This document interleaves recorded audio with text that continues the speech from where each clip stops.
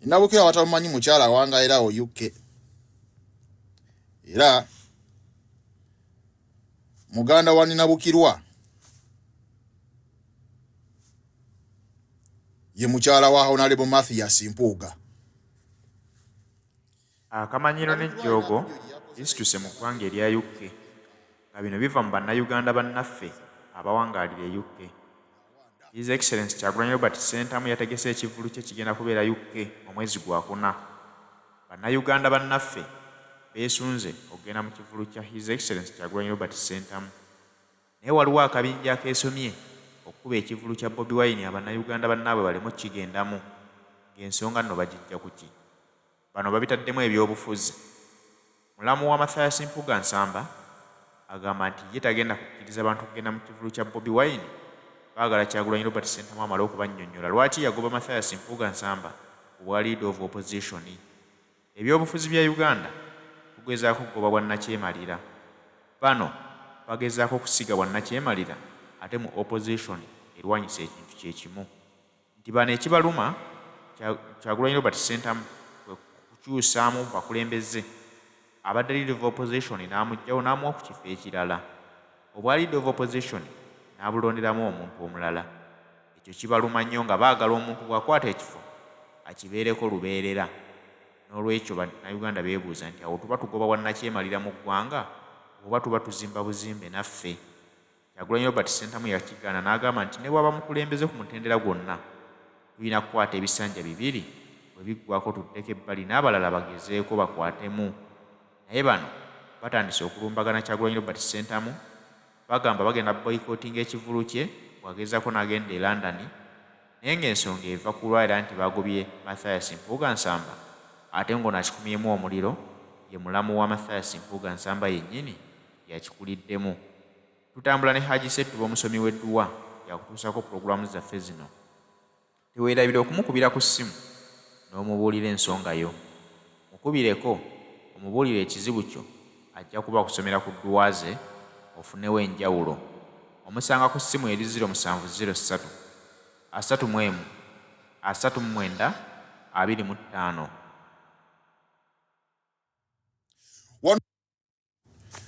Kaakati ninabukirwa.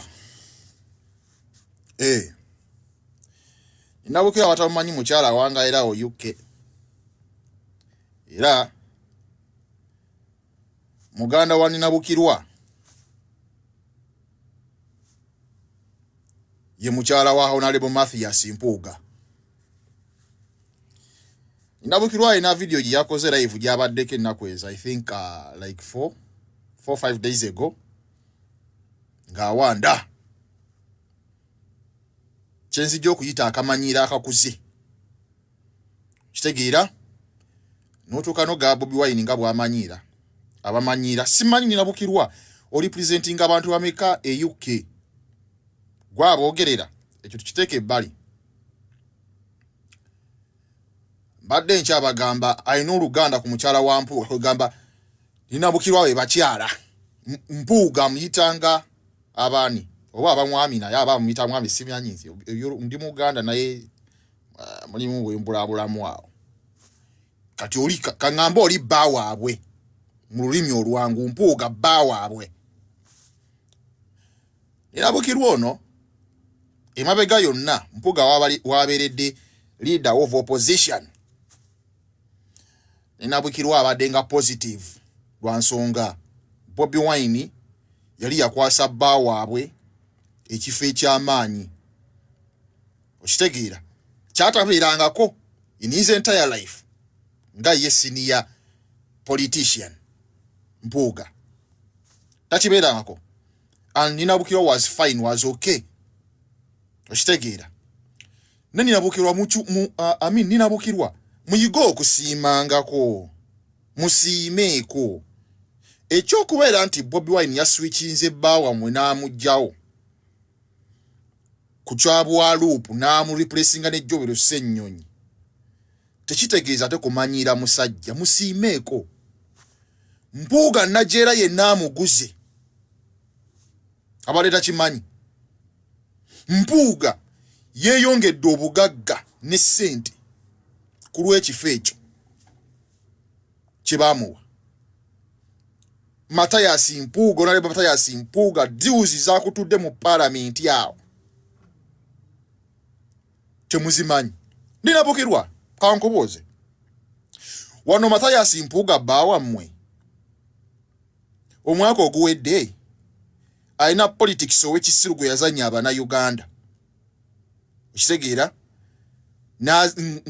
ku expense y'Abannayuganda bali mu makomera n'abaafa n'abaabuzibwawo bitamanyi gye bali bakibalama, n'akunga ba MPs n'abagaa tuve muki tuve mu parliament, tetuddamu kulayika mu ntuula za parliament paka nga batubuulidde Kibalama, paka nga batadde abantu baffe ne Bakibalama gye bali nga batubuuliddeyo, okitegeera. Twamwegatako nga tulowooza ali ku kozi ntuufu ne tupika ekintu, owulira. Naye supplementary budget bwe yatuuka, Mpuuga y'omu yayita ababaka ne bakomawo, era baafuna ettooke lyabwe bukadde 10,000. Okitegeera. Ninabukirwa nga wasirika ku nsonga eyo, era okuva ababaka we yabakomyawo n'ebyokubanja abantu abaabuzibwawo n'abasibe baffe abali mu makomera bo. Olivia Lutaaya mukyala munna ali mu mida emyaka 4 baamutwala nga tannaba nakweza myaka 3, kati ya myaka 3 gamusanze ali mu komera. Olivia Lutaaya n'Olivia Lutaaya yennyini Mpuuga we bakola strike eyo tebaasobola na kubeera nga at least batuwaayo omusibe omu bw'ati n'owaba Olivia Lutaaya. Ninabukirwa nga wasirika, ebyo nga twabyogerako. Kambuuze, wano baawamwe Mathias Mpuuga abadde loop, naye mu ofisi ye mubaddemu baŋŋanda zammwe, okitegeera. Awo ku secretariat tewaliiwo baana ba foot soldier basomamuko, kale oli n'abanga teyasoma kiri awo. Temuliimu baana abadde fit kubeera nga asobola omuteeka mu office n'abeera T-boy wa Mpuuga nga asobola n'okulongoosa office ya Mathias Mpuuga. Honorable tebabaddeyo, mwajjuzaamu beewammwe,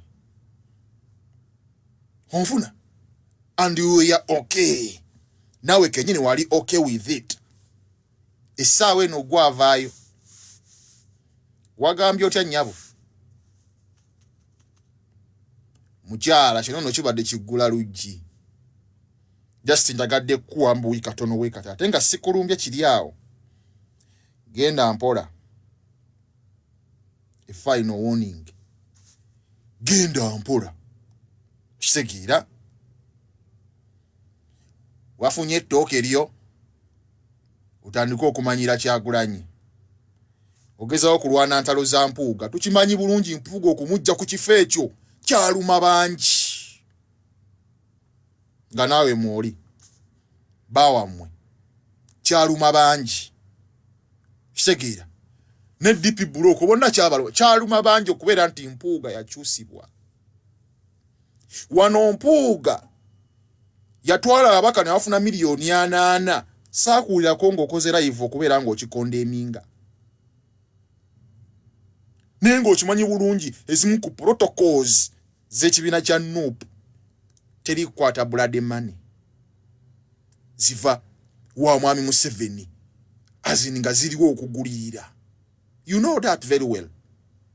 Nga saakuulirako ng'okola live to condemn baawammwe ekikolwa ekyo, kitegeera.